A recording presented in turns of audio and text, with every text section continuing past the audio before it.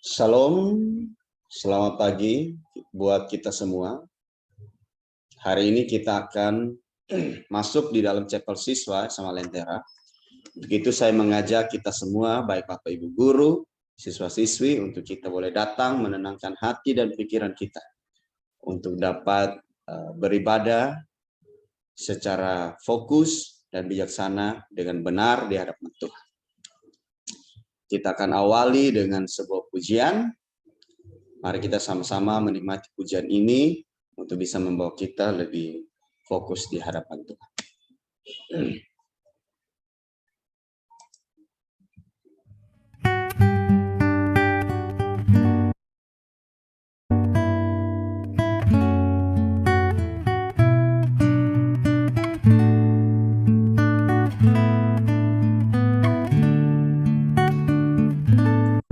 Hidup ini adalah kesempatan. Hidup ini untuk melayani Tuhan. Jangan sia-siakan waktu yang Tuhan beri. Hidup ini harus jadi berkat.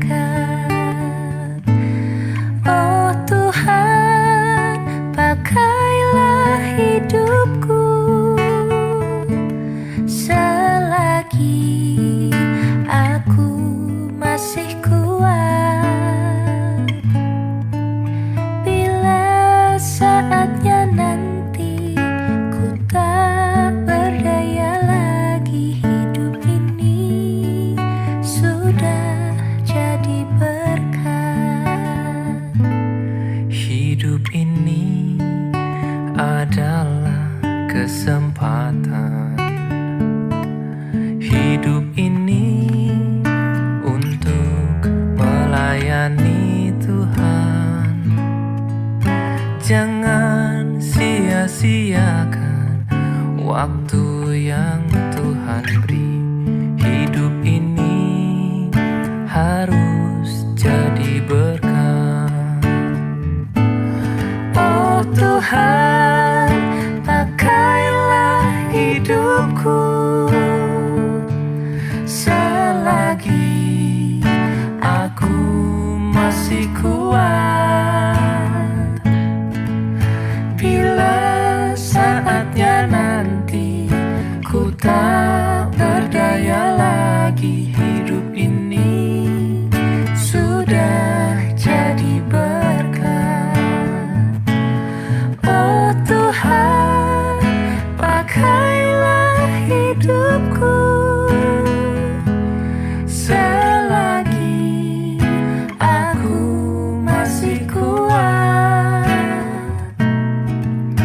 Bila saatnya nanti ku tak berdaya lagi, hidup ini sudah jadi berkat. Bila saatnya nanti Ku tak berdaya lagi, hidup ini sudah jadi berkat.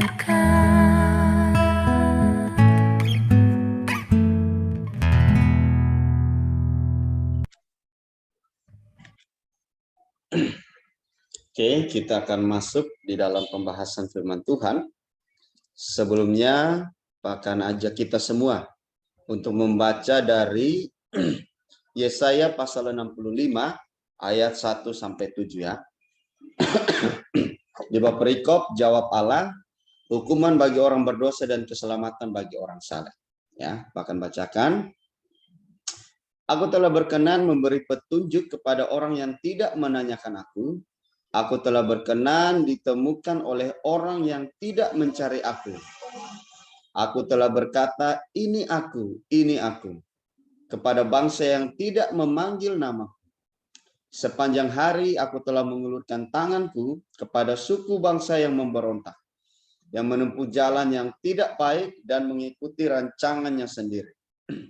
Suku bangsa yang menyakitkan hatiku senantiasa di depan mataku, dengan mempersembahkan korban di taman-taman dewa, dan membakar korban di atas batu bata. Yang duduk di kuburan-kuburan dan bermalam di dalam gua-gua, yang memakan daging babi dan kuah daging najis ada dalam kuali mereka. Yang berkata, menjauhlah, janganlah meraba aku, nanti engkau menjadi kudus olehku. Semuanya ini seperti asap yang naik ke dalam hidungku, seperti api yang menyala sepanjang hari. Sesungguhnya telah ada tertulis di hadapanku, aku tidak akan tinggal diam, malah aku akan mengadakan pembalasan. Ya, pembalasan terhadap diri mereka, atas segala kesalahan mereka sendiri, maupun atas kesalahan nenek moyang. Semuanya serentak, firman Tuhan. Sebab mereka telah membakar korban di atas gunung-gunung dan mengaibkan aku di atas bukit-bukit. Mari kita berdoa untuk meminta tuntunan daripada Tuhan. Kita berdoa. Bapa kami yang di surga, kami mengucap syukur bahwa hari ini Tuhan kembali lagi mengumpulkan kami semua, walaupun kami bertemu secara online, tapi kami percaya Tuhan yang membuat momen ini indah bagi kami. Kami boleh berada bersama-sama untuk mau datang mendengarkan kebenaran firman Tuhan yang begitu hidup bagi kami. Karena itu ya Allah, biarlah Tuhan boleh memberikan hikmat bagi kami semua untuk dapat memahami apa yang akan disampaikan. Dan khususnya hamba yang berbicara, biarlah Tuhan boleh memberkati bibir mulut hamba, agar boleh membicarakan yang benar dan sesuai dengan kehendak Tuhan. Dan semua yang mendengar pun Tuhan boleh memberkati dengan hikmat, agar boleh memahami yang Tuhan maksudkan melalui firman ini. Terpujilah Engkau ya Tuhan, Engkau boleh menuntun, menyertai ibadah ini dari awal hingga akhir. Hanya di dalam nama Tuhan Yesus kami berdoa. Haleluya. Amin. Nah, untuk memahami kitab Yesaya, khususnya pasal 65 tadi, maka ada sedikit latar belakang yang Pak Rasa perlu untuk kita semua pahami, supaya kita tahu bagaimana kisahnya sehingga berakhir atau kita bisa bertemu pada pasal 65 ini. Nah, yang pertama, kalau kita membaca dari Yesaya pasal 1 ayat 39, itu berbicara tentang pembuangan dari bangsa Israel ke Babel, ya, karena segala dosa-dosa mereka begitu. Namun di dalam pasal selanjutnya, pasal 40 sampai 66 berisi tentang pengharapan dan penghiburan untuk adanya kemerdekaan dari perbudakan Babel. Nah, jadi seharusnya ketika masuk di dalam konteks ini atau nubuatan ini, itu bangsa Israel itu benar-benar bersukacita harusnya ya, karena adanya kabar pengharapan dan penghiburan untuk mereka menjadi bangsa yang merdeka, tidak lagi menjadi bangsa yang diperbudak. Nah, namun apa yang terjadi? Respon bangsa Israel justru lain. Mereka menuduh Allah telah mengabaikan mereka. Ya, jadi ya mungkin dalam bahasa sehari-hari, katanya kita ini umat pilihan, tapi kok kita akhirnya bisa menjadi bangsa yang diperbudak seperti ini. Ya mungkin Allah telah mengabaikan kita lah, gitu ya. Atau mungkin secara eksplisit akan dinyatakan bahwa mungkin Allah sudah melupakan dia punya janji-janji. Ya. Dan yang kedua, respon yang kedua yang muncul itu adalah bangsa Israel, mereka akhirnya berpikir ya, karena sudah lama sekali di dalam perbudakan, mereka berpikir ini mungkin ya, mungkin baal-baal dari bangsa-bangsa menjajah kita itu lebih hebat dari Allah kita. Nah, makanya kita bisa dijajah seperti ini ya. Kita punya Allah yang katanya hebat, tetapi nyatanya bangsa lain bisa menjajah kita. Berarti Allah kita mungkin kurang hebat. Nah, lalu yang berikut, apa tanggapan Allah untuk menjawab semua keresahan atau respon dari Israel yang totally wrong ya, atau yang benar-benar salah ya. Nah, Allah mau menjelaskan bahwa penghakiman yang mereka alami sekarang ini ya, yang di bawah pemerintahan Babel ini itu terjadi karena upah dari dosa ya. Namun Allah berjanji, ya, atau Allah akan terus menyediakan pembebas-pembebas bagi mereka, ya, khususnya di dalam konteks perbudakan dari bangsa Babel ini. Allah menyediakan bangsa Persia nanti, ya. Nah, ini hal yang menurut Pak perlu kita cermati dengan baik, ya. Karena harusnya dengan segala sejarah yang telah didapati oleh bangsa-bangsa Israel ini, ya, oleh bangsa Israel ini, harusnya mereka berakhir pada satu kesimpulan yang benar, ya, bahwa Allah itu yang mereka sembah sebenarnya, Allah Israel itu adalah Allah atau raja yang sejati dan bukan Baal bangsa lain, sehingga Israel harusnya mereka memberikan kesaksian tentang Allah mereka yang perkasa dan sejati itu, ya. Bukan menuduh dengan tudingan-tudingan yang tidak benar. Nah, kita lihat selanjutnya apa yang Israel lakukan, ya. Setelah sudah mendengarkan semuanya itu, Israel ini tetap memberontak dengan menyembah berhala. Tetap memberontak dengan menyembah berhala. Ini adalah salah satu contohnya, ya.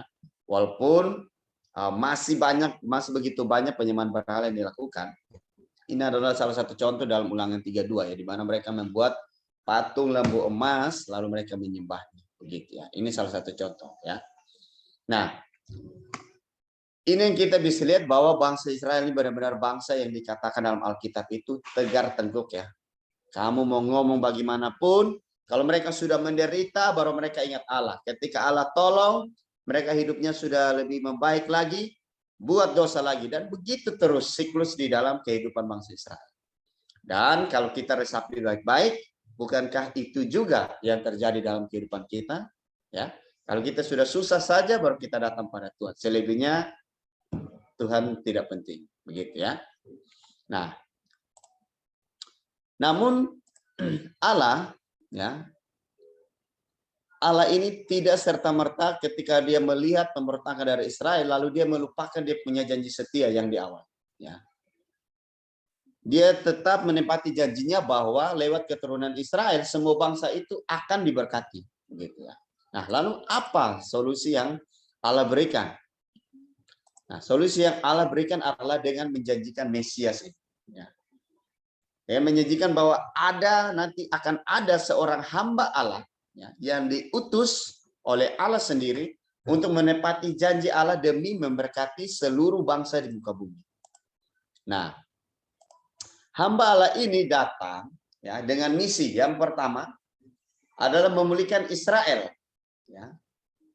Nah, memulihkan di sini bukan di dalam konteks kebangsaannya bahwa bangsa Israel akan menjadi bangsa yang besar tak terkalahkan dan sebagainya, tapi memulihkan di sini di dalam konteks relasi dengan Allah itu sendiri. Lalu yang kedua, menjadi terang bagi bangsa-bangsa, ya. Jadi lewat hamba Allah ini, ya, lewat hamba Allah ini dia akan menjadi terang bagi bangsa-bangsa. Dan yang ketiga, otomatis dia akan memberitakan kabar baik tentang kerajaan Allah itu sendiri. Nah, kalau kita melihat konteks ini sangat merujuk pada raja mesianik yang dijanjikan, ya, bukan pada raja Daud dan raja-raja yang lain, tapi ini sangat menjurus kepada raja mesianik yang dijanjikan. Nah, namun realitanya nanti, ya, di dalam kitab Yesaya pun menjelaskan bahwa hamba ini akan ditolak dan dibunuh oleh bangsa sendiri. Namun kematian hamba ini adalah pengorbanan atas dosa. Nah, Allah menekankan lagi, dia akan dibunuh, ya, ditolak oleh bangsa itu sendiri. Tapi kematian yang dihadapi bukanlah karena dosanya, ya, tetapi ini pengorbanan yang dilakukan untuk menebus dosa-dosa, untuk memberitakan kabar baik tentang kerajaan Allah itu sendiri. Nah, namun hamba ini pada akhirnya akan kembali sehingga dalam kematian dan kebangkitannya, ya, dia akan hidup kembali, dalam kematian dan kebangkitannya dapat menyediakan jalan untuk membenarkan orang berdosa di hadapan Allah. Namun sekali lagi, ya, ketika hamba Allah ini sudah ada, ya, sudah menyelamatkan dosa manusia, ingat ini nubuatan, ya, kitab Yesaya itu kitab nubuatan. Jadi akan terjadi beratus-ratus tahun kemudian ya. Bahkan kelahiran Yesus itu 750-an tahun ya setelah kitab Yesaya ini ditulis. Nah, namun dikatakan bahwa tetap akan muncul dua respon ya. Ketika mereka sudah lihat apa yang terjadi kepada hamba Allah itu, akan muncul dua respon. Yaitu yang pertama, respon pertama akan muncul hamba-hamba yang rendah hati dan bertobat atau disebut dengan para hamba atau tunas kudus ini ya. Tapi respon yang kedua adalah orang-orang yang menolak hamba Allah itu ya. Dan mereka ini dikategorikan sebagai orang-orang yang jahat. Nah, jadi ini sedikit latar belakang untuk kita dapat memahami kitab Yesaya khususnya dari pasal 40 sampai 66 berbicara tentang hal ini. Ya. Nah, hal ini sebenarnya sejalan ya. Dalam artinya Yesaya 65 ayat 1 sampai 2 khususnya yang menjadi poin dari pembahasan hari ini, itu sebenarnya merujuk juga kepada apa yang ditulis oleh Musa di dalam Ulangan 32 ayat 21. Dikatakan bahwa mereka membangkitkan cemburuku dengan yang bukan Allah. Mereka menimbulkan sakit hatiku dengan berhala mereka. Sebab itu aku akan membangkitkan cemburu mereka dengan yang bukan umat dan akan menyakiti hati mereka dengan bangsa yang bebal. Nah, dari hal ini kita bisa melihat adanya konsekuensi ya dari penolakan Allah itu sendiri. Yang pertama, bangsa yang bukan Yahudi itu akhirnya didekatkan oleh Allah ya. Allah mau mereka sendiri yang menjadi umat Allah lah akhirnya. Karena bangsa Yahudi ini tidak pernah menuruti apa yang Allah perintahkan. Lalu yang kedua, bangsa Yahudi yang awalnya begitu dicintai, begitu dikasih ya, bahkan dikatakan sebagai umat pilihan Allah, itu akhirnya dicampakkan dan dijauhkan. Ya. Nah, namun kita akan masuk lebih dalam apa sebenarnya yang terjadi sehingga ayat-ayat ini bisa muncul dalam Yesaya 65 di dalam nubuatan Yesaya, gitu ya. Nah, yang pertama, bangsa non-Yahudi itu didekatkan. Nah, orang-orang yang sudah lama hidup tanpa Allah ya, pada zaman itu ada begitu banyak orang yang tidak mengenal Allah, sehingga mereka membuat Allah-Allah lain di dalam kehidupan mereka ya. Namun mereka ini sekarang akan mulai mencari Allah. Ya. Dalam konteks ini kita pahami bahwa ternyata setiap orang yang datang mencari Allah, baik dari zaman dahulu sampai detik ini, itu semua ternyata harus ya diinisiasikan atau inisiatifnya itu datang daripada Allah. Allah yang menggerakkan hati mereka terlebih dahulu untuk datang cari Dia. Kalau tidak bisa. Manusia tidak akan pernah bisa mencari Allah dengan kekuatannya sendiri. Itu tidak akan bisa. Ya. Ya. Orang tidak akan pernah mencari di mana Allah yang membuatkan aku atau Allah yang akan menciptakan Allah yang telah menciptakan aku. Mereka tidak akan pernah bertanya. Begitu ya. Tidak akan, ya. Nah, dikatakan bahwa akhirnya mereka ataupun nenek moyang mereka yang sebelumnya tidak pernah menyerukan nama Allah, mereka yang pada dasarnya atau sebelumnya hidup tanpa doa bahkan, atau justru mereka berdoa tetapi pada batang-batang pohon, pada batu-batu, pada hewan-hewan, patung-patung yang mereka sembah. Nah, mereka akhirnya ya, sekarang akan dibaptis dan berseru kepada nama Tuhan. Ini dikatakan juga oleh Paulus dalam Kisah pasal 2 ayat 21. Nah, ini merupakan kabar yang gembira ya dari Allah yang maha besar. Allah yang maha besar kepada orang-orang non-Yahudi, termasuk kita saat ini. Ya. Jadi Allah membuka diri untuk menerima bangsa-bangsa lain selain bangsa Israel untuk menjadi umatnya. Ya. Dikatakan bahwa sebab ada sukacita yang begitu besar di surga karena para pendosa yang besar ini bertobat, termasuk kita. Ya. Nah, yang kedua, Allah akan mendahului doa-doa mereka dengan berkat-berkatnya atau janjinya bahwa aku telah berkenan ditemukan oleh orang yang tidak mencari Allah. Karena perlu diketahui bahwa berkat paling besar di dalam kehidupan manusia bukanlah berkat-berkat fisik, berkat-berkat material yang dunia ini lagi gembar-gembarkan. Tidak. Tapi berkat yang paling besar itu adalah Allah itu sendiri mau dikenal oleh kita. Ya. Dan Allah sendiri itu mau menjanjikan keselamatan, memberikan keselamatan kepada kita, manusia yang layaknya binasa. Jadi ini suatu kabar yang begitu besar, begitu mengembirakan harusnya. Ya. Dan yang ketiga, Allah memberikan keuntungan-keuntungan pewahyuan ilahi kepada orang-orang yang tidak pernah sebelumnya memeluk agama. Aku berkata, ini aku, ini aku. Ini bentuk dari Allah memperkenalkan dirinya. Allah memperkenalkan dirinya kepada bangsa-bangsa lain. Ya. Nah, dikatakan di sini bahwa akhirnya dengan pernyataan seperti itu membuat mereka atau bangsa-bangsa lain itu melihat aku atau melihat Allah dan Allah mengundang mereka untuk mengambil penghiburan dan keuntungan dari. Ya. Aku mengatakannya kepada mereka yang tidak pernah memanggil namaku, ya, namaku sekalipun, ya. Seperti bangsa Yahudi yang disebut dengan nama Allah selama berabad-abad, ya. Ketika para rasul pergi dari satu tempat ke tempat lain untuk memberitakan Injil, ya, inilah inti dari apa yang mereka beritakan. Lihatlah Allah, lihatlah Dia. Berpalinglah kepadanya, arahkanlah mata pikiranmu kepadanya, akrabkanlah dirimu dengannya.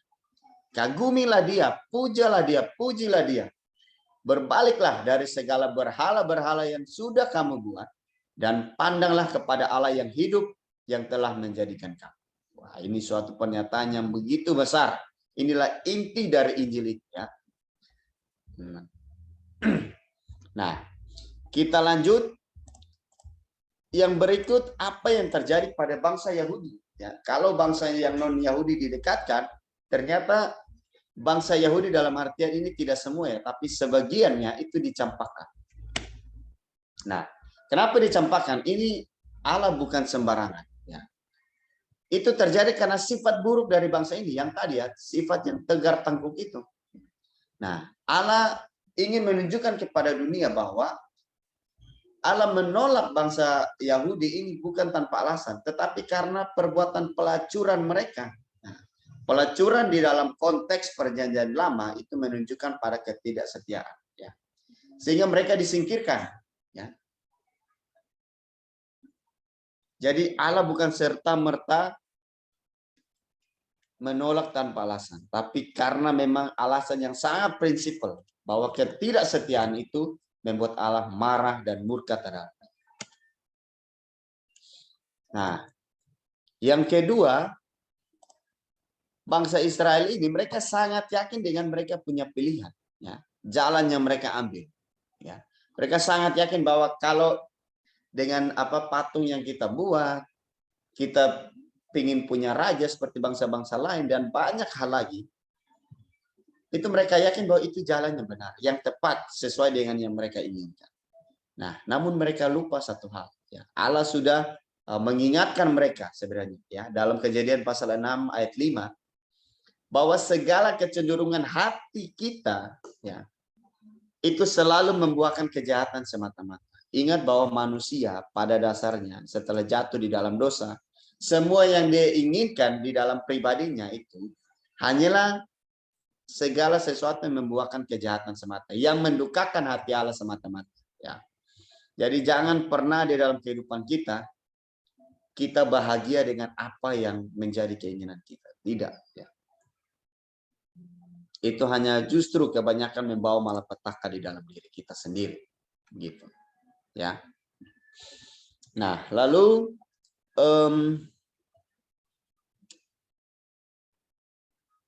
yang berikut adalah mereka sangat menyulut murka Allah dengan dosa, ini dua dosa utama katanya, ya, yaitu penyembahan berhala dan kesombongan. Dua ini sangat berkaitan erat. Ya.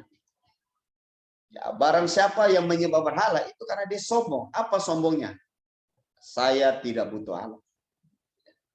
Saya bisa membuatkan Allah itu sesuai dengan yang saya idam-idamkan, sesuai dengan apa yang saya inginkan. Itulah kesombongan paling besar dari manusia, bahwa dia mampu hidup tanpa Allah. Bahkan kalau zaman sekarang, kalau zaman dulu mereka buat patung-patung, berhala-berhala. Tapi zaman sekarang tidak perlu lagi patung dan berhala. Diri saya sendiri adalah Allahnya. Diri saya sendiri yang menjadi berhala di dalam. Ya. Dan itu semua terjadi karena kesombongan, apalagi zaman sekarang. Ya, manusia bisa seolah-olah merasa saya sudah bekerja, saya punya pekerjaan yang baik. Ya, saya punya materi yang baik di dalam kehidupan saya. Kenapa saya harus butuh Allah? Saya mampu melakukan ini, melakukan semuanya. Saya punya kuasa ini dan itu. Dan begitu banyak hal yang bisa mereka pakai alasannya untuk menolak Allah. Ini penting untuk kita resapi. Nah, lalu apa penggenapannya ketika Yesus itu hadir? Nah, dari apa yang dikatakan Yesaya 750-an tahun sebelumnya. Yang pertama, Yesuslah yang menjadi hamba Allah yang telah menggenapi janji Allah untuk memberkati semua orang yang ada di muka bumi. Ya. Kita bisa ingat-ingat di dalam Yohanes 3 ayat 16 ya, karena begitu besar ya kasih Allah akan dunia ini sehingga ia telah mengaruniakan anaknya yang tunggal, kan? Supaya setiap orang yang percaya kepadanya tidak binasa, melainkan beroleh hidup yang kekal. Ya. Ayat 17 dikatakan bahwa sebab Allah mengutus anaknya ke dalam dunia bukan untuk menghakimi dunia, melainkan untuk menyelamatkannya oleh dia. Ini hal yang perlu kita pikirkan benar-benar. Ya. Lalu dikatakan bahwa Yesus atau Mesias ini atau hamba Allah ini adalah tunas Daud atau tunas kudus yang dijanjikan itu. Nah, kita bisa lihat kisah kelahiran Kristus ya, dari Matius maupun Lukas dikatakan bahwa dia ini berasal dari keturunan Daud. Nah, itu sangat jelas ya. Sangat jelas. Nah, lalu yang berikut, yang ketiga, Kristus yang adalah Mesias itu terus membuka tangan untuk menerima kita orang berdosa dengan segala keadaan kita. Bahkan mereka yang datang pada saat-saat terakhir itu tidak ditolaknya juga. Nah, untuk itu kita hanya perlu rendah hati dan bertobat. Ya, anak-anak sekalian, kita perlu perhatikan ini baik-baik. Sampai detik ini Allah atau melalui Kristus masih membuka tangan lebar-lebarnya untuk bisa mau menerima kita, memeluk kita. Jadi kasarnya dulu kita adalah hamba yang menjijikkan atau orang yang menjijikkan bagi Allah. Tapi Allah dengan inisiatifnya, ya, karena dia sudah berjanji untuk memberkati banyak orang, maka dia sendiri yang datang. Dia tahu bahwa kalau bukan dia yang datang, siapapun tidak akan pernah bisa datang kepada dia. Tidak akan pernah menemukan jalan menuju kepada Allah yang sejati. Maka Kristus diutus sebagai jalan, ya, sebagai jalan untuk orang bisa akhirnya berelasi kembali lagi menjadi orang yang benar di hadapan. Makanya kita perlu rendah hati dan bertobat. Ya. Nah, yang keempat, dunia bukan saja menolak tetapi membenci Kristus. Ini sebenarnya warning atau pernyataan yang Tuhan Yesus nyatakan sendiri dalam Yohanes 15 ayat 18 sampai 27. Intinya bahwa Tuhan Yesus mau katakan bahwa dunia itu bukan saja menolak saya, tapi mereka membenci saya. Nah, apalagi kamu ya, dikatakan bahwa seorang hamba tidak akan pernah lebih daripada Tuhan. Itu dikatakan di situ. Artinya bahwa kalau Yesus sendiri ditolak dan dibenci, maka kita pun akan mendapatkan atau merasakan hal yang sama. Nah, makanya sebenarnya ketika orang dia telah mengakui Kristus sebagai Tuhan dan Juru Selamat dan menyatakan bahwa dia adalah orang Kristen, harusnya tidak pernah muncul di dalam benaknya atau dalam pikirannya bahwa Tuhan, kenapa saya punya hidup menderita seperti ini? Kenapa saya hidup begini? Kok makin ikut Tuhan makin menderita? Pak mau katakan bahwa kalau kamu mengenal Kristus yang sejati, apalagi sudah dinyatakan dalam Yohanes pasal 15 ini, kamu akan ingat bahwa memang mengikut Kristus itu penuh dengan penderitaan. Karena itulah jalan yang sudah dirintis, jalan yang sudah dibuat oleh Allah itu sendiri melalui Kristus. Jadi harusnya penderitaan itu adalah sesuatu yang harus kita terima dengan sukacita. Karena itu bentuk suatu pernyataan bahwa memang kita sudah berada di rel yang tepat. Justru kalau kita punya hidup cuma senang-senang saja, wow, itu kita perlu tanyakan, apakah saya sedang mengikuti Kristus atau tidak. Nah, tapi ingat selalu ya, bahwa Allah menjanjikan damai sejahtera dalam diri kita. Jadi walaupun kita hidup dengan penuh penderitaan, kita dibenci oleh banyak orang, kita ditolak oleh banyak orang, tapi damai sejahtera itu tidak akan pernah hidup. Karena apa? Kristus yang memberikannya, Kristus yang menuntun, Kristus yang memberikan kekuatan. Lalu yang terakhir, ya, bagi yang menolak Yesus, apa konsekuensinya? Ya, Yohanes 3 ayat 16 bilang bahwa barang siapa yang tidak percaya binasa. Binasa. Ya. Dari zaman dahulu sampai sekarang, Allah tetap mempraktekkan keadilan yang sama. Barang siapa yang tidak mau turut, barang siapa yang tidak mau mengakui Allah sebagai Allah yang sejati, maka binasalah kamu. Dari dulu sampai sekarang begitu, ya. Jadi kita harus benar-benar memperhatikan. Nah, dari firman ini apa yang bisa menjadi penerapan dan refleksi di dalam kehidupan kita? Yang pertama, kita harus patut mengucap syukur karena Allah mau menerima kita yang awalnya manusia berdosa ini, ya. Dan bukan keturunan Israel, tapi Allah mau menerima menjadi umat pilihannya, ya, dan menjadi umat yang dipilih atau dikuduskan. Nah, jadi kalau kita membayangkan baik-baik kita punya kehidupan, itu kita akan menjadi orang yang sangat bersyukur dan selalu katakan, Tuhan terima kasih Engkau telah memilih aku. Dan terima kasih Engkau telah membuat aku mau percaya dan mengaku bahwa Engkau adalah Tuhan dan Juru Selamat. Ingat, ini salah satu ciri utama dari orang yang sudah bertobat. Bahwa dia akan menyadari betapa hinanya dia di hadapan aku.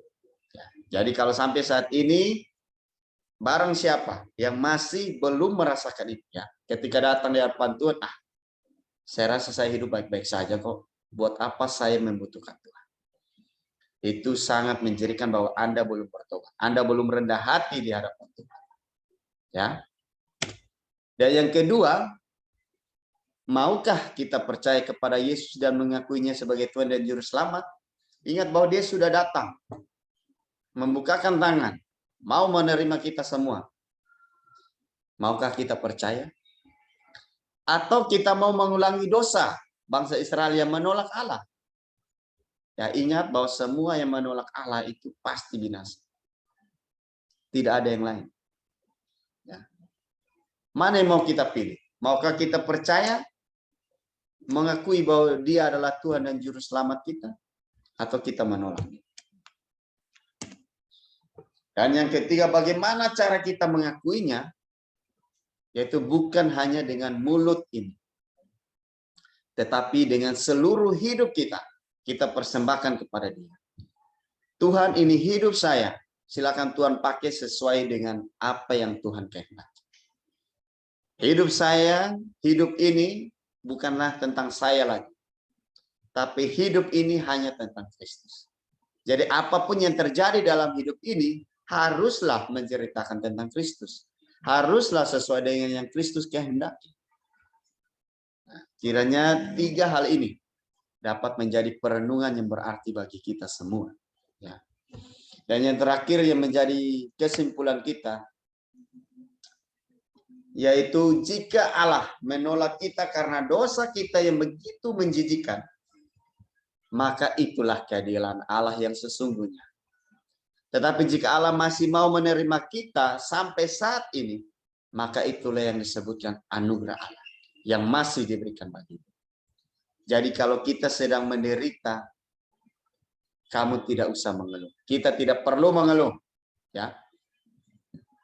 Karena hanya ada dua hal yang membuat Allah mengizinkan penderitaan itu. Yang pertama karena dosa-dosa kita. Yang kedua karena Dia begitu mengasihi kita. Ingat Wahyu bilang barang siapa kukasihi, ia kutegur dan kuhajar. Jadi ia kutegur dan kuhajar dalam bentuk atau di dalam misi untuk menguduskan kita menjadi serupa dan segambar dengan Kristus, menjadi gambaran yang utuh lagi seperti pertama kali diciptakan. Dan yang terakhir, kesimpulan terakhir, percayalah dan imanilah bahwa Kristus adalah Tuhan dan Juru Selamat kita. Agar hidup ini tidak kita jalani hanya untuk menikmati penghukuman karena keadilan Allah. Tetapi kita juga dapat menikmati anugerah Allah karena kasih-Nya kepada kita. Jadi sekali lagi, percayalah dan akuilah bahwa Allah atau Yesus Kristus adalah Tuhan dan Juru Selamat kita. Amin.